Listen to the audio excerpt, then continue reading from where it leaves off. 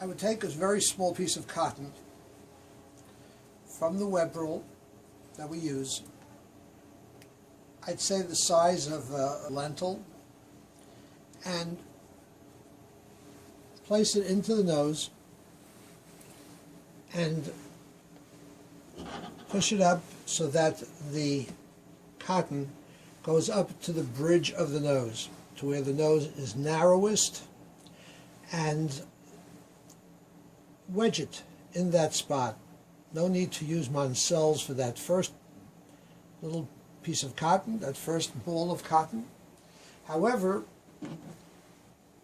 after you do that, I would take another piece of web roll, a little bit bigger than that, make that into a ball that is just a little bit larger, perhaps the size of a pea or even a drop larger than a pea, and I would take some Moncels and place it just over the edge. I would saturate this edge, the one that will go in first.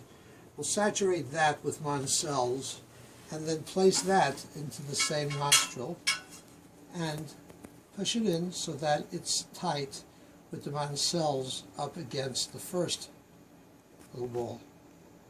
By doing that, you will create coagulation of any blood that may get through the first piece of cotton.